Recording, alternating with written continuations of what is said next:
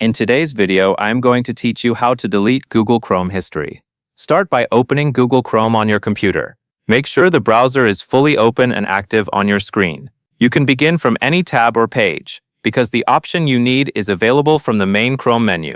If Chrome is already open, simply click into the window so you are ready for the next action. Next, move your attention to the upper right corner of the Chrome window. There you will see the menu icon with 3 dots. This button opens the main Chrome menu, where many browser controls and settings are located. Click those 3 dots once to open the drop-down menu. When the menu appears, look through the available options until you find Delete Browsing Data. This is the option that takes you to the area where Chrome lets you remove your browsing history and other stored activity. Click Delete Browsing Data to continue.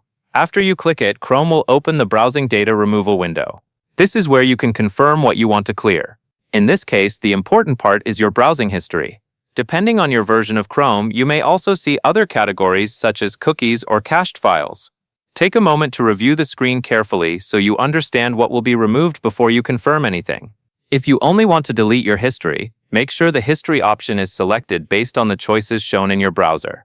You may also see a time range setting, which controls how much history is deleted, such as the last hour or all time. Choose the option that matches what you want to remove, then continue with the deletion. Once everything looks correct, complete the process in that window to clear the history. Chrome will remove the selected browsing data, and your history will be deleted based on the options you chose. That is the full process. Open Chrome, use the 3-dot menu in the upper right corner, and select Delete Browsing Data. That covers everything you need to know.